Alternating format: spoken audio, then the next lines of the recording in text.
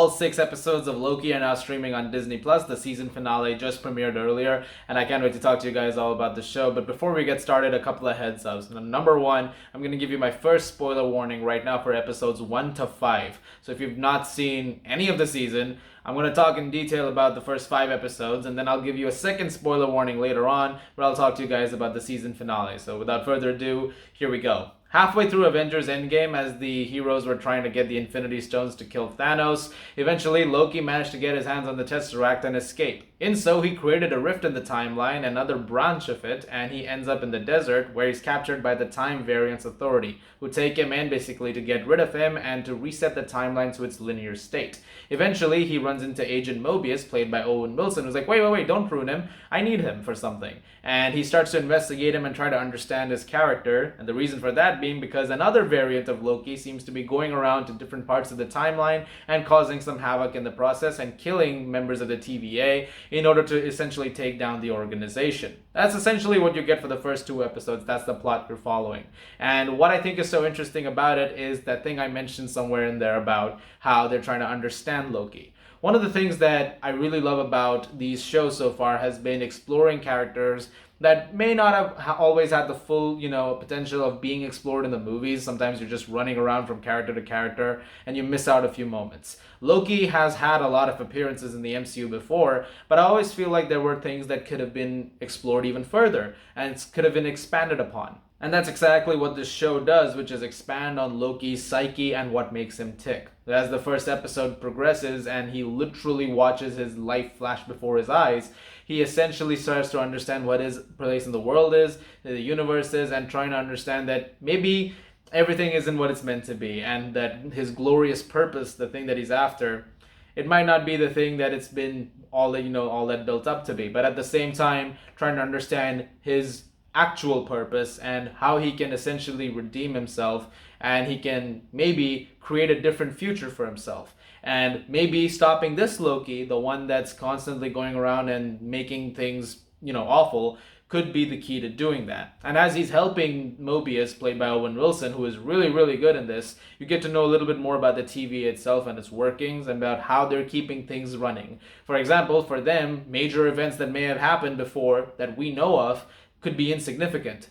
Specifically, Infinity War. For instance, at one point in time, Loki finds a drawer filled with Infinity Stones. And you're thinking, well, these are the most powerful things in the universe. How are they just in a drawer? And the guy named Casey is like, oh, they're just paperweights that sometimes people around here use. It's kind of funny when you look at it that way because it sort of makes you understand the magnitude of how powerful it is. At the same time, it could be annoying for a lot of fans who watched all of this stuff up till now. Like, really? You're just making this look like it was nothing? Like, people died for this, I kind of looked at it as a very interesting way of approaching how we approach things.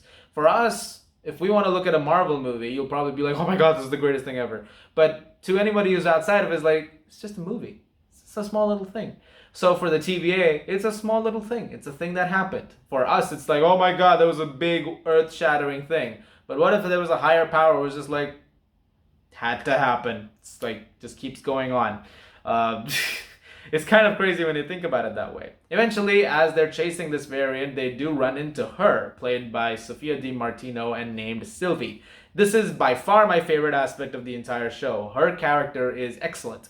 She's now one of my favorites in the entire franchise even. What they really did with her was they made her like Loki, but not at all like Loki. She's a version of Loki that is far beyond what the one that we've known is on. And what the show does is really interesting in exploring his character because it's not just essentially our Loki that we're getting to know more about, it's Loki in general, understanding the character and the different mindsets of each character, and with each variant that we meet along the way, and trust me, we meet a lot of them, we understand a different part of him and see that part exhibited.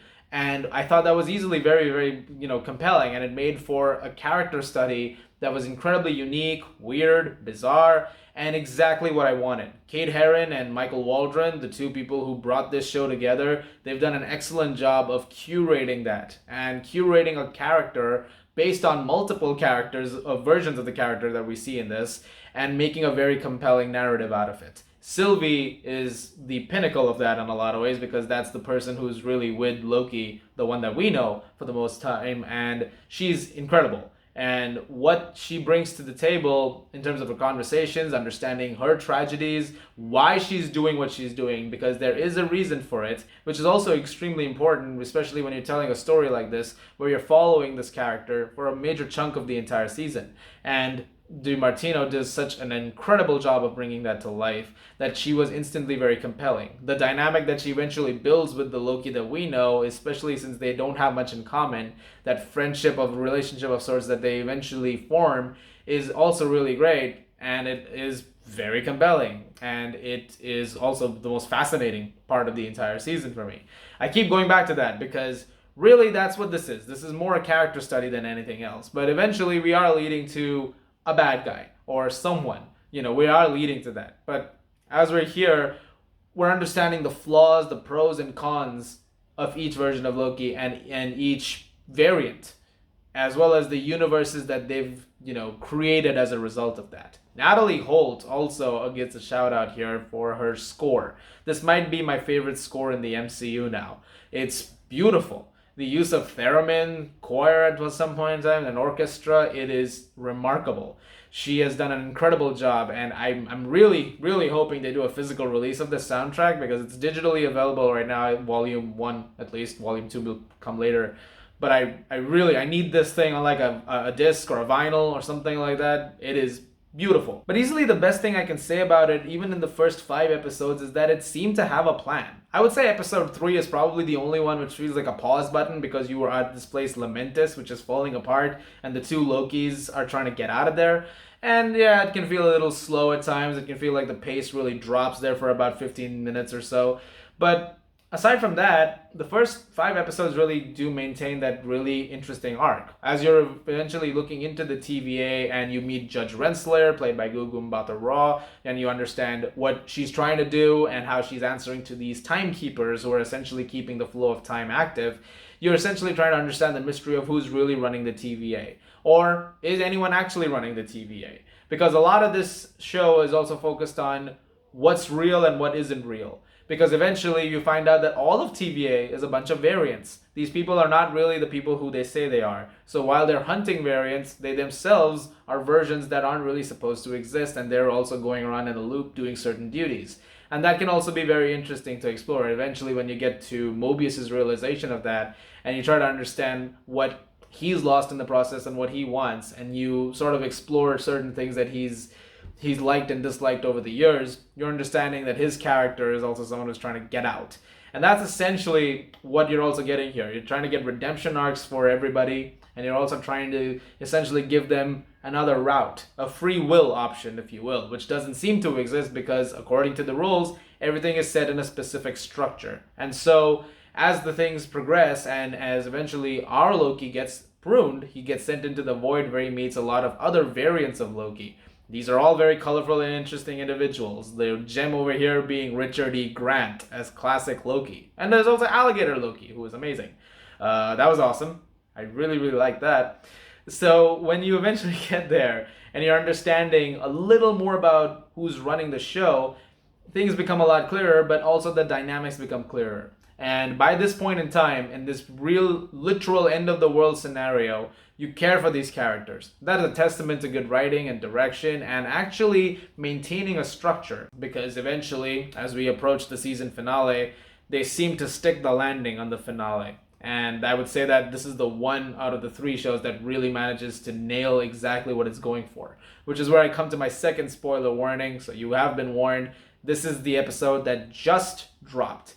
So without further ado, here we go. All this time, one of the prevailing theories of this show has been who's running the TVA, and it could be Kang the Conqueror, because he's a time-traveling villain in the Marvel Universe, and eventually it could be building to his reveal. Now, it's already been revealed that Jonathan Majors will play the character in, I believe, Ant-Man 3, and so we know he was going to show up at some point in time in the MCU.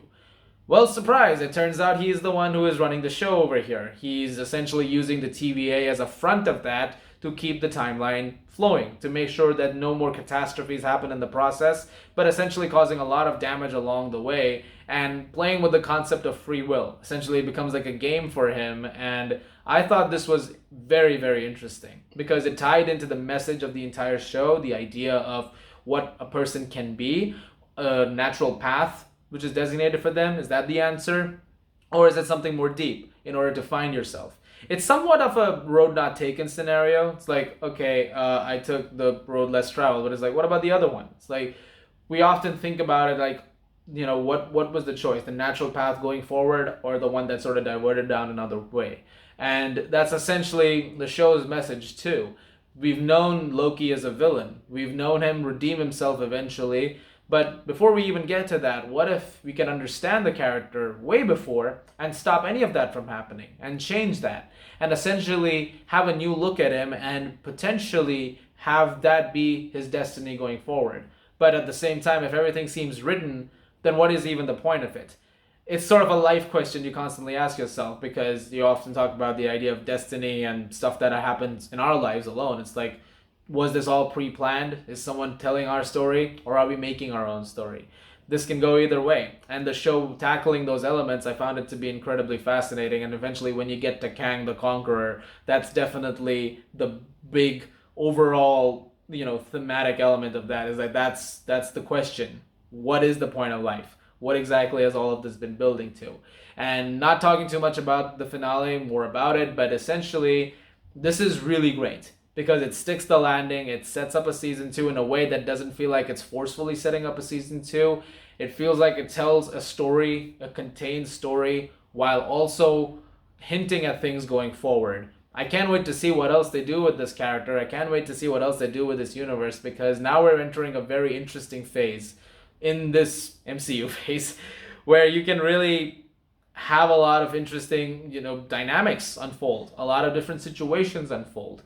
And if you're going to have all these characters come back again and honestly occupy these worlds and really create some interesting conversations as a result of it, and interesting worlds because of it, I'm more than happy to see where it goes. As for issues, really not that many. I think the focus could have been better at times. I think certain characters are shifted to the side at times. Some characters who are very important to the story at eventual moments. Sometimes I feel like it could be a little discombobulated. There's a lot sometimes going on and not all of it adds up at times. Certain moments don't feel as well fleshed out as others maybe throughout the entire season. But overall, it was still a very powerful season and maybe the best season that the Disney Plus shows have had so far. I can't wait to see where else this goes. I'm going to give Loki season 1 an A-. Guys, thank you very much for watching. Have you guys seen Loki yet? What did you guys think about it? Leave your thoughts in the comments below. Let me know. As always, if you like this, please do subscribe, and I'll see you guys at the movies.